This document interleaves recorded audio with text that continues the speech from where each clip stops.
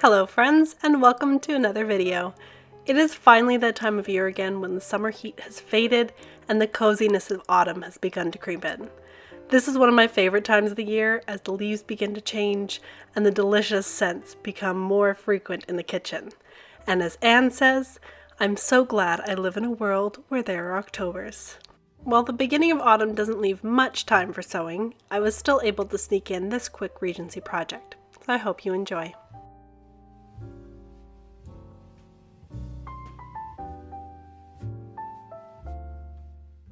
Continuing with the undergarments, the next layer is the petticoat. I couldn't find many resources for 1790 petticoats, so I cannot guarantee that this is actually correct. But it is historically adequate, and I think it'll serve its purpose quite nicely. While looking online, I came across petticoats that had full bodices, half bodices, and just straps to hold up the skirts.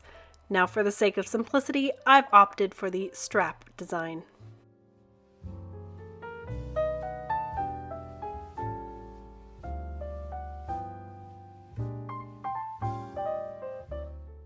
The pattern is fairly simple, and I've listed the dimensions in the description if you want to make it for yourself.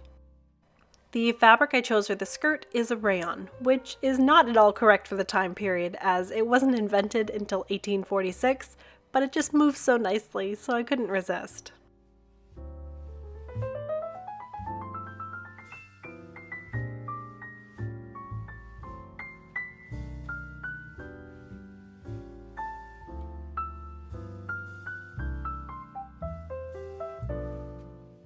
For the waistband and straps, I used a medium to lightweight linen.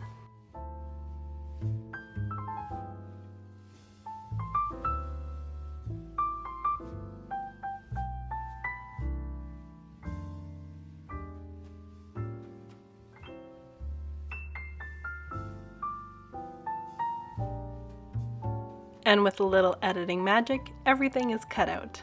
Now, if only I could figure out how to do it that quickly in real life. Beginning with the straps, I pinned the right sides together and sewed around the edge, leaving the short side open so I could turn them right side out.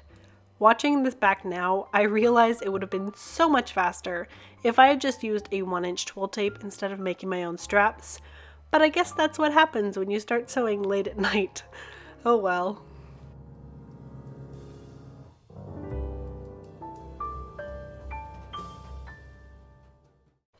Next, I pinned my waistband to my mannequin to figure out the front strap placement.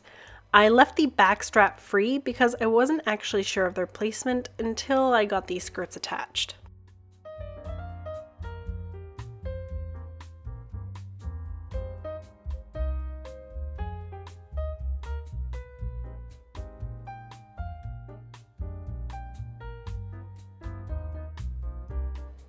With the straps figured out, I pinned the second waistband piece in place and stitched along the raw edge.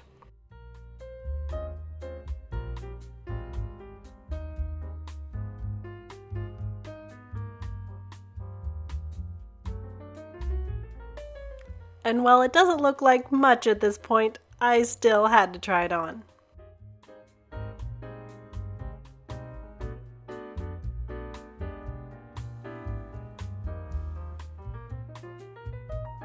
Moving on to the skirt, I pinned the center back seam with the wrong sides facing each other, making sure to leave a 10-inch gap at the top, and then sewed it up with a French seam.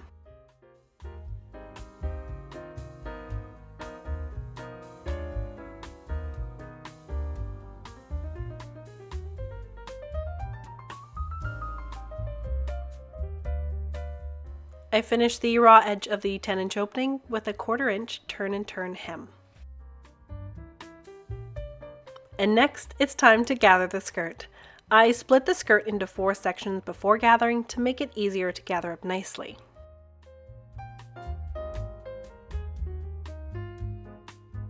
I then lined up each section to the corresponding pin on the waistband,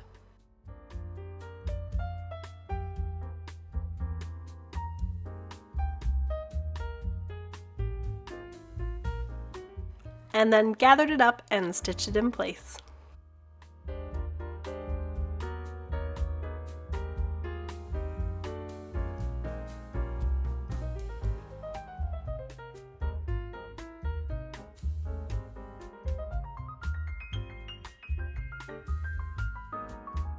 Next, I cut two 20-inch lengths of 1/2-inch wide twill tape for my drawstrings for the back of the skirt.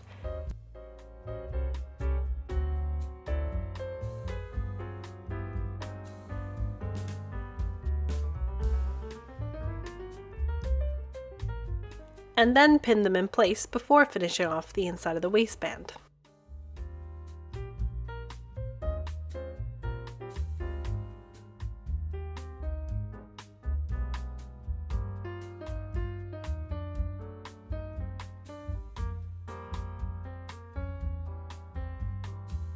I then carefully stitched along the front of the waistband, taking care not to catch the tape.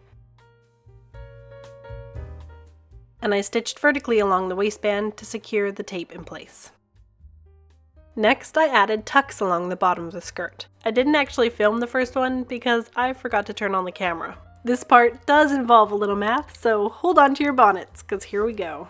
Each of my tucks are 1 inch wide, which means they take up 2 inches of material per tuck. I also wanted my tucks to be 2 inches apart, so to do that, I measured 3 inches up from the stitching line of the tuck below and marked it. After marking the entire skirt, I then folded the skirt along that line with the wrong sides facing each other and roughly pinned 1 inch away from the folded edge. And then I stitched the tuck in place using the seam allowance mark on my machine as a guide. I then repeated these steps until I had several tucks in the petticoat.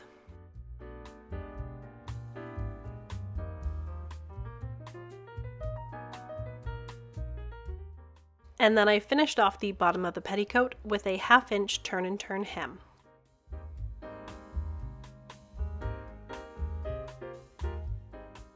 And the final step was stitching the back straps in place, making sure not to catch the tape. And voila, it is done. I am really happy with how this petticoat came out, and I absolutely love its movement. Lengthwise, I could have actually added another tuck in there, but I want to see how it looks with the outer dress before I do that. Thank you so much for joining me on this project. I think this is going to be the last time I make an appearance barefoot in the garden this year, as it is getting quite brisk. I hope you're enjoying the autumn season, and I'll see you again in a few weeks. Bye!